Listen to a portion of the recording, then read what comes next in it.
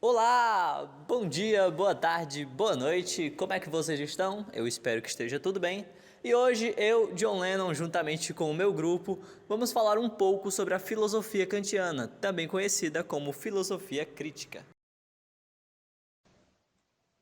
Olá a todos. Aqui quem vos fala é o Nicolas e eu vou falar um pouco aqui, uma introdução sobre a filosofia kantiana, sobre o despertar do sono dogmático e sobre o desenrolar de sua filosofia crítica.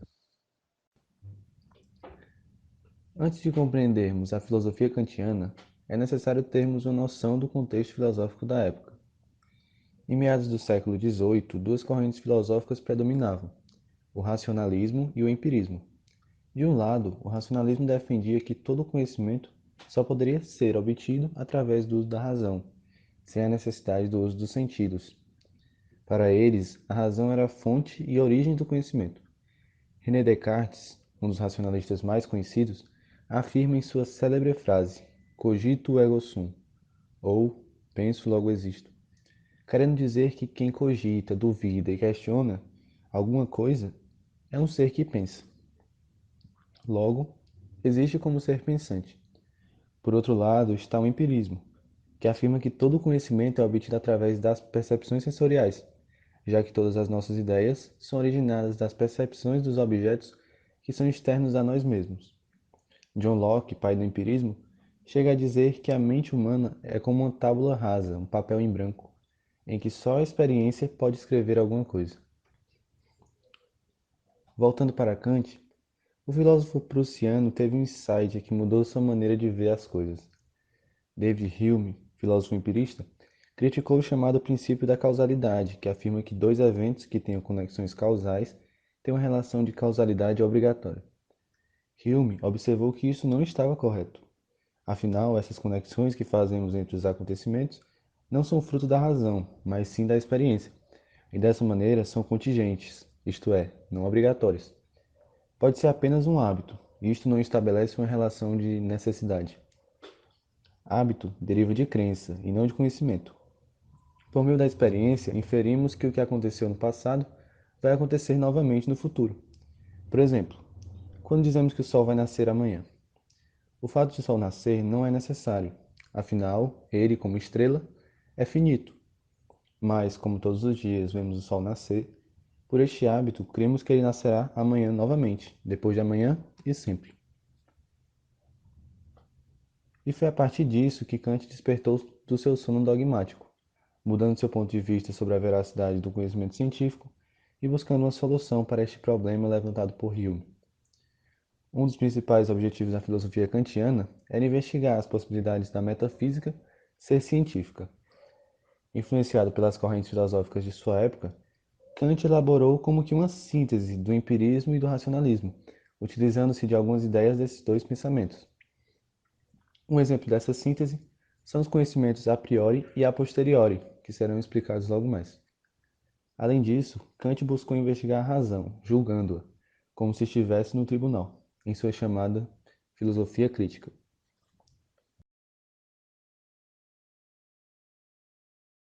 Opa, tudo tranquilo? Eu sou o Marcos e hoje eu vou explicar um pouco sobre o que é o conhecimento a priori e sobre o que é o conhecimento a posteriori, que no caso são dois tipos de conhecimentos estabelecidos pelo filósofo alemão Immanuel Kant.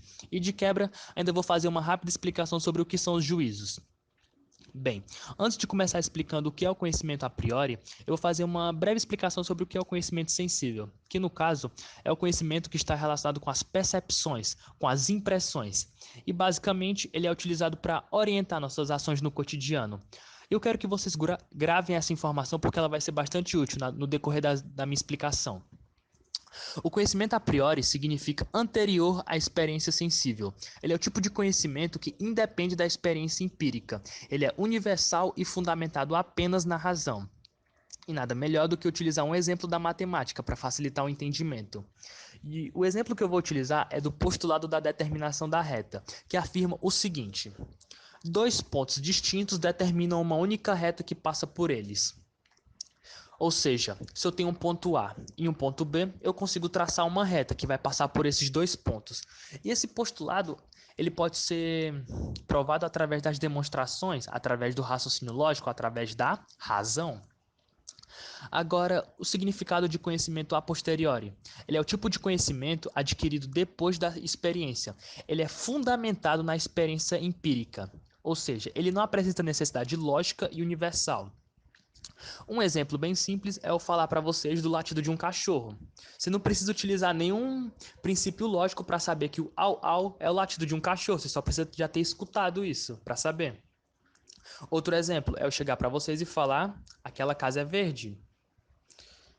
A única coisa que eu estou utilizando é o meu conhecimento sensível, é a minha visão, como eu já havia dito anteriormente, o conhecimento das percepções. E para finalizar, a questão dos juízos. Se você pegar um dicionário e procurar o significado dessa palavra, ele vai afirmar o seguinte: juízo é o ato de julgar, mas na filosofia significa estabelecimento de relação entre duas coisas. E em relação aos tipos de juízos, existem o juízo que faz referência ao conhecimento a priori e o juízo que faz referência ao conhecimento a posteriori. O juízo que está relacionado ao conhecimento a priori é chamado de juízo analítico. Ele não acrescenta em nada ao que já é conhecido. Ou seja, o predicado que está inserido no juízo, ele apenas enfatiza o que está sendo dito. Um exemplo é a definição de quadrilátero, que significa polígono que possui 4 lados. Apenas isso. Agora, em relação ao juízo que faz referência ao conhecimento a posteriori, que é chamado de juízo sintético, e ele é com base na experiência empírica. E ele acrescenta algo ao conhecimento, ou seja, o predicado não está contido no sujeito, mas de certa forma ele está relacionado com ele. E um exemplo, para fechar, o exemplo que eu já havia dado, aquela casa é verde. Na definição de casa você encontra o seguinte: edifício de formatos e tamanhos variados. Quando eu falo que aquela casa é verde, eu estou acrescentando algo à casa. O verde, ele não está na definição de casa, ele só está agregando algo, só falando algo a mais. E bem, é isso.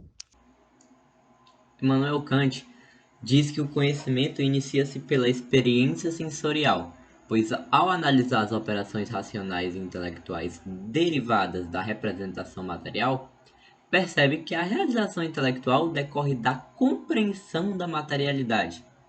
E a compreensão da materialidade é originada pela sensibilidade obtida na experiência sensorial. Logo, Kant conclui que a experiência sensorial, além de fundamentar o conhecimento, fundamenta também a realização intelectual. Então, Kant indica a interdependência entre a sensibilidade e a razão para a ocorrência do conhecimento. Ou seja, que o conhecimento não deriva somente da sensibilidade. Como as sensações são ocorrências que originam-se da materialidade, Kant diz que a representação da matéria acontece somente porque é algo prévio, que organiza, ordena as sensações, etc. Já que existe a unidade da matéria, e não necessariamente um conjunto de sensações que representam a matéria, somente com a razão. Então Kant percebe que esse algo prévio é a intuição a priori, ou seja, uma intuição que independe da sensibilidade. Ao desconsiderar as ocorrências empíricas, Kant percebe que restam duas intuições: a intuição do espaço e do tempo. Pois, ao analisar a tentativa da imaginação sem o conhecimento do espaço, que contém a matéria, e do tempo ordenado e concomitante à sensação da matéria, Kant percebe que essa imaginação não é possível sem esses dois elementos intuitivos.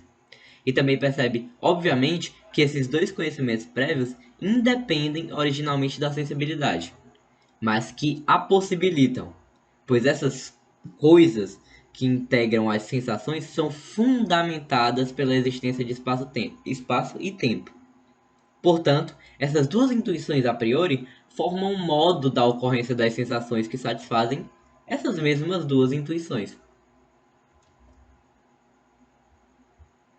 Olá, meu nome é John Lennon e agora, nesta parte, nós vamos dar um enfoque nas capacidades inatas do sujeito para a compreensão dos objetos que já foram sentidos anteriormente com o auxílio das estruturas a priori, tempo e espaço da sensibilidade, que foram explicadas anteriormente. Bom, primeiro a gente tem que relembrar o seguinte. Para Kant, conhecer é o mesmo que formular um juízo, julgar um objeto a partir de seus fenômenos. E para lembrar o que é fenômeno, para quem tiver esquecido, embora tenha sido apresentado agora, fenômeno é a parte da aparência, aquilo que eu posso conhecer do objeto. Bom, entramos, pois, agora nas estruturas do entendimento do sujeito. Entenda elas não como uma parte real do objeto, pois isso é impossível, visto que só podemos perceber as aparências, mas veja-as, na verdade, como frutos da razão humana, das percepções e juízos do sujeito. Bem, elas, na verdade, dividem-se em 4, que são quantidade, qualidade, relação e modalidade. Destrinchemo-as a seguir. Bom, primeiro, quanto à quantidade. Essa ideia, noção de quantidade, ou seja, quando classificamos as coisas em mais e menos, maior ou menor, cheio e vazio, algo e nada, sabe, essas coisas, são frutos da razão humana. Em outras palavras, não são parte do objeto, mas são, na verdade, um juízo sobre ele, uma formulação nossa sobre um entendimento nosso sobre aquilo. Por exemplo, ao pedir que uma pessoa fale algo óbvio sobre 2 pares de colheres dispostos sobre uma mesa, ela muito provavelmente vem a dizer, ou pensar no mínimo, que hajam ali 4 colheres. No entanto, sabemos que não é parte da colher estar ou ser 4, mas é, na verdade, um juízo nosso quantificador. Agora vamos partir para o segundo, que é quanto à qualidade. Este também é fruto único do entendimento do sujeito. Aqui, classificam-se os fenômenos quanto à sua disposição na realidade, utilidade ou mesmo beleza esperado ou adquirido. Este, porém, dispensa exemplos, vamos concordar. Partimos agora para o terceiro, que é quanto à relação. Aqui, apropria-se principalmente da ideia mais comum, que é de causa e efeito. Por exemplo, a rua está molhada porque choveu. Isso não quer dizer que a causa chuva produziu o efeito no objeto de estudo, mas é mais como uma percepção humana sobre tal fenômeno, percebem? Partimos para o último agora. Bom, o quarto, que é quanto à modalidade. Tratamos neste ponto sobre a possibilidade das coisas. Entenda, é como se não existisse possível e impossível para os objetos, mas houvesse, na verdade, um juízo único e propriamente nosso sobre a possibilidade ou impossibilidade de algo. Por exemplo, é possível que o apito faça barulho ao assoprar. Na realidade, não é que seja necessário de fato que o apito produza um som, mas é, na verdade, um julgamento nosso sobre ele. Agora voltemos o foco um pouco para a metafísica. Para Kant, ela não conseguiu chegar ao mesmo nível de sucesso que a física newtoniana ou a matemática, pois estas tratam de objetos do conhecimento humano, enquanto a metafísica refere-se a coisas fora do campo da sensibilidade. Antes de Kant, só existiam juízos analíticos a priori, aqueles verdadeiros em virtude do significado de seus termos, e os juízos sintéticos a posteriori, aqueles em que o predicado não está contido no sujeito, mas relaciona-se a ele por uma síntese. Kant faz então algo como uma revolução copernicana, quando admite os juízos sintéticos a priori, aquele juízo que fundamenta a ciência e o conhecimento, porém que seja possível de ser conhecido e universalizado, tal como os procedimentos científicos na física newtoniana e na própria matemática. Ele exclui, ou no caso, desvaloriza como conhecimento científico, a metafísica daquele tempo, pois ela refere-se a coisas fora do campo da sensibilidade, e coisas ou ideias deste tipo não podem ser conhecidas, pois estão unicamente ligadas à razão. Infelizmente, chegamos ao final do nosso trabalho. Muito obrigado pela atenção e por terem nos acompanhado até aqui. Tenham todos um bom dia, uma boa tarde ou mesmo uma boa noite.